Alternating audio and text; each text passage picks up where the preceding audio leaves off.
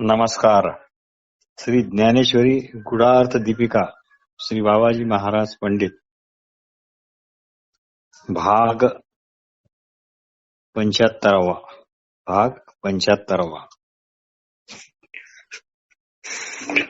मागे आपण पाहिले की सामान्य वृक्ष कितीही मोठा असला तरी तो जाळला किंवा तोडला तर नष्ट होतो. पण हा जगत वृक्ष तसा नाही, कारण पिढ्यानपिढ्या या भववृक्षाविषयी झालेल्या सत्यबुद्धीच्या अभ्यासजन्य संस्कारामुळे हा काल्पनिक आहे हे लवकर आपल्या बुद्धीत ठसत नाही, हे लवकर आपल्याला कळत नाही. अफूट अद्वैत परब्रह्माच्या ठिकाणी अनेक नामरूपामुळे अनेक प्रकारच्या संसाराचा नुसता भास होतो. जीव जगत यांचे मुळात स्वतंत्र अस्तित्वच नाही, पण तसे ते केवळ मानल्यामुळे त्यांच्यात सुख दुःख किंवा हर्ष विषाद देण्याची ताकद आपणच व्यर्थ त्यांच्या ठिकाणी निर्माण केली आहे. तात्पर्य, माया किंवा अज्ञान वस्तुतः नसून ती आपण म्हणजे जीवानी केलेली केवळ कल्पना आहे. म्हणून जे काही नामरूपात्मक भासते ते सच्चिदानंद परब्रह्माहून भिन्न जड विनाशी नसून परब्रह्मच आपल्या ऐश्वर्य शक्तीने सारखे प्रगट होत आहे, सारखे स्फुरण पावत आहे. आपले यथार्थ रूप न जाणणे म्हणजेच मीच सच्चिदानंद ब्रह्म आहे हे न जाणणे होय. आपण सर्व मूळचेच ब्रह्मस्वरूप असताना आपण म्हणतो, नाही नाही, मी तसा मुळीच नाही, मी आणि ब्रह्मस्वरूप छे छे, काय सांगता राव. पण आपल्या अशा या भ्रांतीलाच माया किंवा अज्ञान म्हणतात. वेदांताच्या भाषेत सांगायचे झाल्यास, जीव मी ब्रह्म जाणत नाही असा अभिमान धरतो, म्हणजेच मायेचा किंवा अज्ञान भ्रांतीचा अभिमान बाळगतो. पण ही भ्रांती किंवा माया किंवा अविद्या परमेश्वराच्या सत्तेमुळेच कार्यकारी होते. आपल्याला आपल्याच आत्मवस्तूचा बोध नाही. हाच या संसार वृक्षाचा बीजभाव आहे किंवा अंकुर भाव आहे, व जागृती आणि स्वप्न या अवस्थेत हा बीजभाव सर्वत्र फैलतो आणि तेथे फलरूप होतो.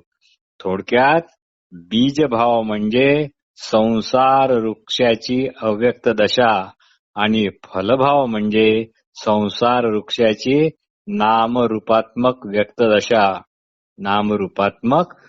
दशा. पण जर हा संसार वृक्ष जर भ्रामक असेल, खोटा असेल, तर मग कुठली आली अव्यक्त दशा आणि कुठली आली व्यक्त दशा.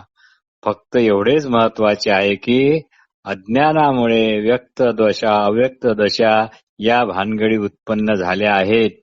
तात्पर्य, या संसार वृक्षाचे मूळ इतकेच की आपण याला खरे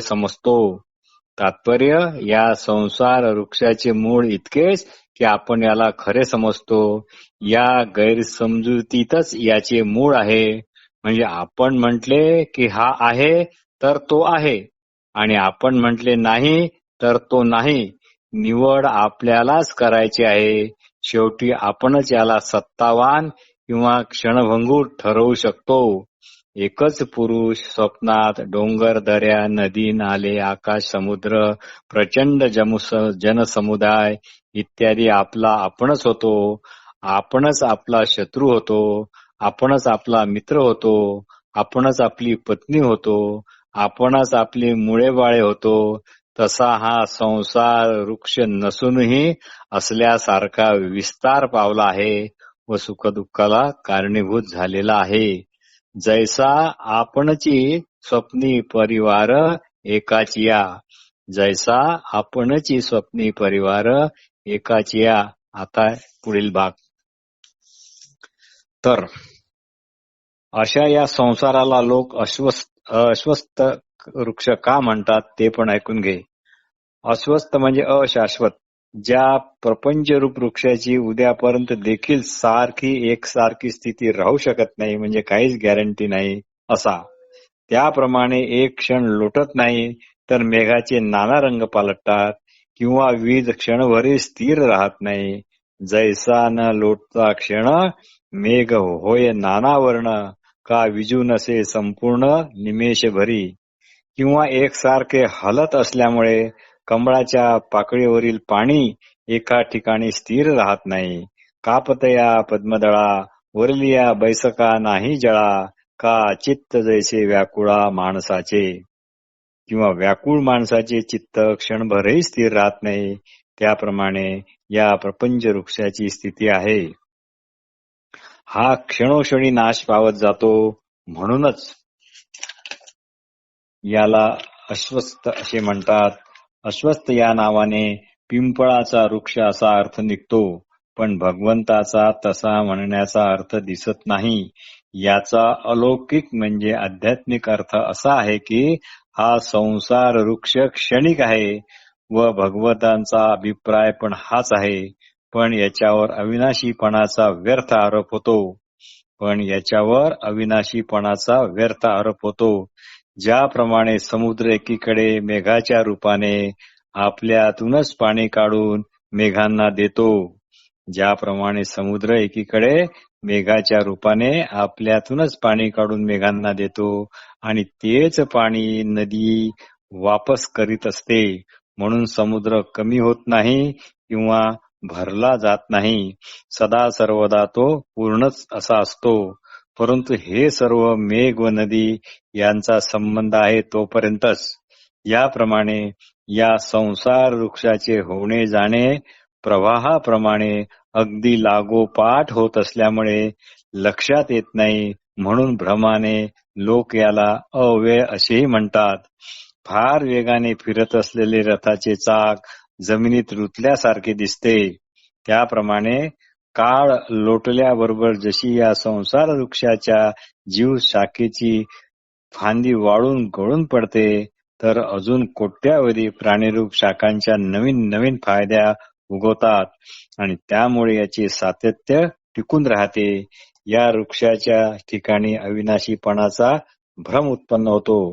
ज्याप्रमाणे वरचेवर अभ्रे येणाऱ्या आषाढ महिन्यात एक अभ्र केव्हा गेले आणि दुसरे अभ्र केव्हा आले हे कळत नाही, त्याप्रमाणे एक फांदी केव्हा पडली आणि दुसरी फांदी केव्हा उगवली हे कळत नाही. त्यामुळे तो आपल्याला सातत्यपूर्ण असा अविनाशी असा वाटतो. महाकल्पाच्या शेवटी ही सृष्टी उन्मळून पडते, पण लगेच दुसरी सृष्टीची अरण्ये उदयाला येतात. प्रलय कालाच्या संहारक वायूने संसार वृक्षाच्या साली गळतात. तोच नवीन कल्पारंभी नवीन सालीचे झुपकेच्या झुपके येतात. ज्याप्रमाणे उसांची वृद्धी कांडाकांडाने अधिक अधिक होत असते, त्याप्रमाणे एका मन्वंतरानंतर दुसरा मनू येऊन एका वंशानंतर दुसरा वंश येतो. कलियुग संपल्याबरोबर संसार वृक्ष चारी युगांची कवचे टाकून देतो व लगेच दुसऱ्या युगाची ओली साल वाढवतो. ज्याप्रमाणे वाऱ्याच्या झुळका सारख्या वाहत असल्या की त्याचा सांधा समजत नाही, त्याप्रमाणे या संसार वृक्षाच्या किती शाखा पडतात आणि किती शाखा परत येतात हे काही कळत नाही. या संसार वृक्षाची एक देहरूपी डहाळी तुटते, तोच दुसऱ्या अनेक देहरूपीच्या देहांच्या रोपांचे अंकुर तेथे उत्पन्न होतात. कुठून येतात काही कळत नाही. त्याप्रमाणे हा संसार वृक्ष अक्षय असून अव्यय आहे असा मात्र नुसता भ्रम होतो. प्रवाहाचा एक लोट यावा आणि लगेच त्याच्या मागून दुसरा लोट यावा, तसे अनेक लोट जरी एकामागून एक राहिले तरी आपल्याला पाण्याचा एक अखंड प्रवाह दिसून लोटाचे ज्ञान आणि लोटाचा सांधा कळत नाही. त्याप्रमाणे संसार वृक्ष क्षणोक्षणी नाश पावतो आणि पुन्हा उत्पन्न होतो आणि अशा प्रकारे उत्पत्ती नाशाचे सातत्य चालू असते आणि त्याच्या या वेगामुळे संसार वृक्ष अखंड एकरूपी अविनाशी आहे असा नुसता भास होतो, नुसता भ्रम होतो. डोळा लावून उघडतो तितक्या वेळात अवकाशात तरंगाच्या कोट्यावधी घडामोड घडतात, पण ती आपल्या एकच लहरी रूपाने कावळ्याला परंतु कोट्यावधी घडामोडी घडतात, पण ती आपल्याला एकच लहरी अशी वाटते. कावळ्याला एकच बुबुळ असते, पण तो दोन्ही डोळ्यात इतक्या जोरात फिरतो की त्याला दोन डोळे आहेत असा भ्रम होतो. भोवरा वेगाने जमिनीवर फिरवला की स्थिरपणे उभा राहतो. हा एक भ्रम असतो आणि हे केवळ त्याच्या वेगामुळेच शक्य होते. पेटलेला टेंभा अंधारात जोराने गोल फिरवला की तो चक्राकार दिसतो. त्याप्रमाणे संसार वृक्षही हा अतिशय वेगाने नाश पावत आहे आणि तितक्याच वेगाने तो उत्पन्नही होत आहे. त्यामुळे याला सातत्य प्राप्त झाल्यामुळे तो अव्यय असा व्यर्थच वाटतो.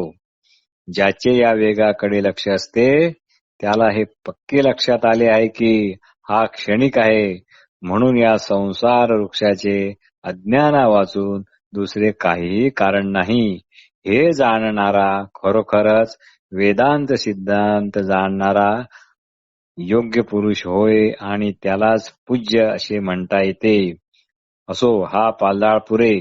जो हा संसार वृक्ष मिथ्या आहे असे जाणतो त्याचे भाग्य कोण वर्णन करू शकेल.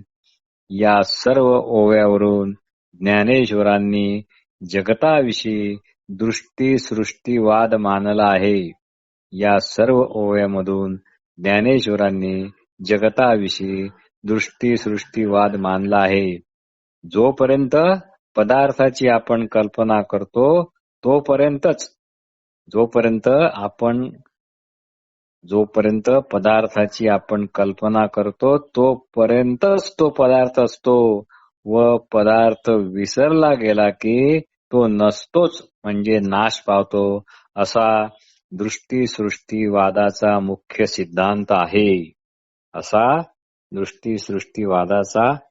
सिद्धांत आहे.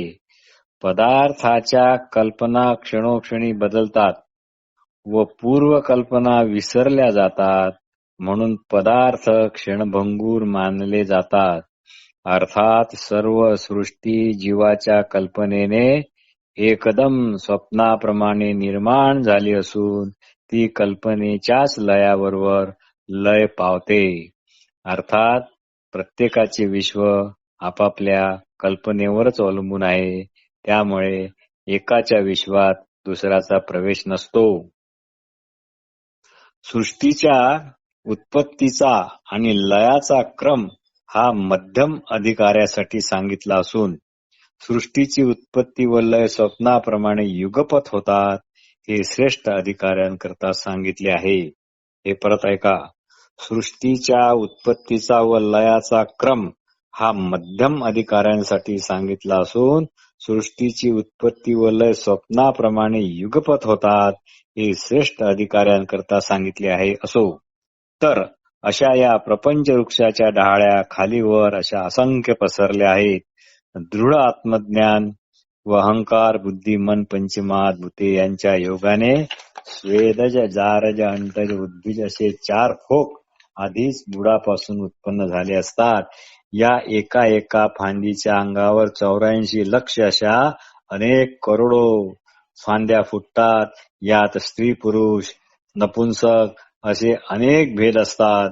ज्याप्रमाणे वर्षाकाळी आकाश नव्या नव्या मेघांनी व्यापले जाते त्याप्रमाणे अज्ञानाने असंख्य प्रकारचे आकार वाढू लागतात. डहाळ्या आपल्याच वजनाने वागतात आणि वाकून त्या परस्पर गुंतात व गुणक्षोभाच्या वाऱ्यांना अजून गतिमान करतात त्यामुळे हा प्रबल क्षोभ सहन न झाल्यामुळे हा संसार वृक्ष 3 ठिकाणी फाटतो आणि हा प्रबल क्षोभ सहन न झाल्यामुळे हा संसार वृक्ष 3 ठिकाणी फाटतो. रजोगुणाच्या झुळकामुळे मनुष्य जातीरूप डाळ्या बळावतात. रजोगुणाच्या झुळकामुळे मनुष्य जातीरूप डाळ्या बळावतात आणि त्याला ब्राह्मण, क्षत्रिय, वैश्य, शूद्र अशा अजून 4 वर्णाच्या उपभांड्या फुटतात. आपापल्या वर्णानुसार वेदवचनाने लावून दिलेले विधी निषेधरूप विचित्र पाने मनुष्य शाखेच्या ठिकाणी चांगले शोभून दिसतात. अर्थ आणि काम या 2 पुरुषार्थाला व्यापणारी कर्मरूपी पाने भरमसाठ वाढतात व पाप पुण्य, इष्ट अनिष्ट, मित्र शत्रू इत्यादी कर्माची अजून कितीतरी फाटे फुटतात समजत नाही. प्रारब्ध भोग कर्म भोगून संपले की या देहाची निर्जीव खोडे होतात आणि नंतर ती खोडे नष्ट होऊन नवीन देह निर्माण होतात. पडती बुडसळे तव पुढा वाढी पेळे नवे या देहाची. त्याचप्रमाणे रजोगुण रूपी वारा क्षणभर ओसरला की तमोगुण रूपी भयंकर वारा वाहू लागतो. तेव्हा मनुष्य शाखेला नीच कुकर्मे करण्याच्या वासनारूपी डाळ्या प्रचंड प्रमाणात येतात. निषिद्ध प्रवृत्तीचे कठीण सरळ कोंब निघून बुद्धी पुरस्पर शास्त्रविरुद्ध वागणे ही पाने विषारी पाने फोफावतात. मनुष्य शाखे व्यतिरिक्त पशुपक्षी, डुक्कर, व्याघ्र, विंचू, सर्प अशा अवांतर जातीच्या शाखांचा समुदाय पण वाढतो. अर्जुना, ऋग्वेद, यजुर्वेद, सामवेद ही 3 पाने फक्त मनुष्य शाखेशिवाय दुसऱ्या कोणत्याही शाखेला येत नाहीत. तमोगुणाची भयंकर वावटूळ थांबली की सत्वगुणाची मोठी वावटूळ येते. तमोगुणाची भयंकर वावटूळ थांबली की सत्वगुणाची मोठी वावटळ उठते. गुणाचे नि झडझडाटे तिही ठाई हा फाटे ऊर्ध्व मूळ. तेव्हा सद्वासनेचे कोंब निघून त्याला पुण्याचे अंकुर येतात. सद्भावनेचे कोंब निघून त्याला पुण्याचे अंकुर येतात आणि ज्ञान सक्तीचे लांब सरळ सोट वाढतात. त्यामुळे स्फूर्ती पाहून बुद्धीचा प्रकाश विवेकाकडे धाव घेतो. स्मरणशक्ती रूप रसाने गर्भयुक्त होऊन श्रद्धारूप पाने हिरवीगार राहतात आणि वेद शब्दांचा घोष करू लागतात. यमनिमा आणि दम इत्यादी षड संपत्तीचे घोष असलेल्या तपोरूप डहाळ्या पण उगवतात व त्याला वैराग्याच्या शाखा आलिंगन देतात. जोपर्यंत सत्व बुद्धी रूप वायू झपाट्याने वाहतो तोपर्यंत वेदरूपी दाट पाला सुविद्येच्या झंझणात करत असतो. रवी चंद्रादी श्रेष्ठ ग्रह, पितर, ऋषी, विद्याधर ह्या आवडत्या शाखा याप्रमाणे विस्तार पावतात. यापेक्षा जास्त उंच वाढलेले इंद्रादिक शाखांचे जुंबाडे आहेत. त्याच्याही वर मरीची, कश्यपादी वरच्या वरच्या शाखा आहेत. त्याच्याही वर ब्रह्मलोक किंवा शिवलोक रूप अणुकुचीदार कोंब आहेत. फळांच्या ओझ्याने झाडांच्या वरच्या फांद्या खाली दुप्पट वाकून पुन्हा मुळापर्यंत येतात. तशा ब्रह्मज्ञानाने परब्रह्म स्वरूप मुळापासून या संसार वृक्षाचा उठाव झाला आहे आणि त्या परब्रह्मसूत मुळालाच येऊन मिळते. म्हणून ब्रह्मलोक आणि शिवलोक यांच्यावरही सनकादिक नावाचा प्रसिद्ध अशा महत्वाच्या शाखा आहेत. त्यांना फळे फुले काही एक नसून त्या नुसत्याच परब्रह्मानेच भरलेले आहेत.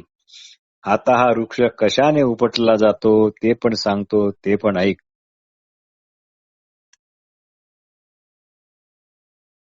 अर्जुना, तुझ्या मनात असे येईल की एवढे मोठे झाड उपटून टाकता येईल काय? तुझ्या मनात असे येईल की एवढे मोठे झाड उपटून टाकता येईल काय? कारण या संसार वृक्षाच्या शाखा तर वर थेट ब्रह्मलोकापर्यंत विस्तारल्या असून त्याची मुळे वर आणि निराकार ब्रह्माच्या ठिकाणी आहेत. हा संसार वृक्ष मधल्या दुसऱ्या मनुष्यरूप मुळापासून वृक्षादी स्थावरांच्याही खाली लोष्टपाषाणादी या खालच्या डहाळ्यांनी तर पार खोलवर पसरलेला आहे. अशा या दृढमूळ आणि अफाट पसरलेल्या या संसार वृक्षांचा नाश कशाने होईल, हा उपटला कशाने जाईल, हा प्रश्न किंवा ही शंका तुझ्या मनात येईल. कोणते श्रम करावे लागणार याचा तू विचार करत असशील. पण अर्जुना, नीट ऐक. ज्या बागुलबुवाची लहान मुलांना भीती वाटते त्याला काय दूर देशात हाकलून देता येते की काय? ज्या बागुलबुवाची लहान मुलांना भीती वाटते त्या बागुलबुवाला काय दूर एखाद्या देशात हाकलून देता येते का?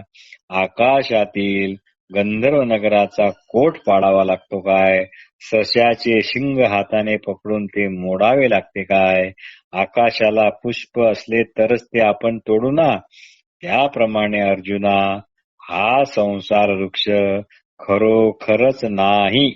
मग तो तोडून टाकण्याचा, उन्मळून टाकण्याचा, जाळून टाकण्याचा काही प्रश्नच येत नाही. आम्ही प्रपंच वृक्षाची जी वाढ सांगितली आहे ती घरभर उत्पन्न झालेल्या वांजेच्या मुलांच्या गर्दीसारखी आहे.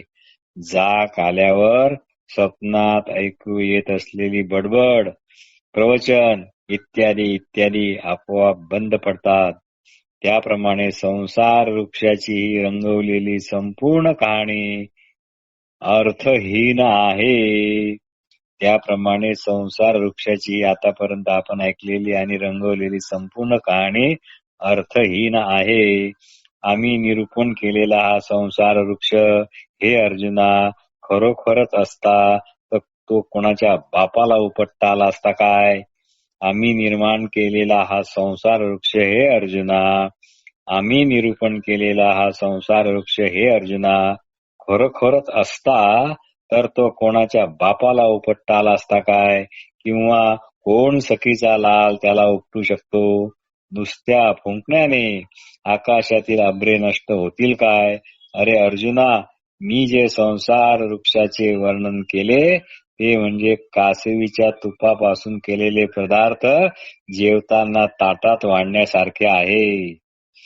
अरे अर्जुना, मी जे संसार वृक्षाचे वर्णन केले ते म्हणजे कासवीच्या दुधाच्या पासून केलेले तूप आणि त्या तुपापासून केलेले पदार्थ आणि ते पदार्थ जेवणातील ताटात वाढण्यासारखे आहे.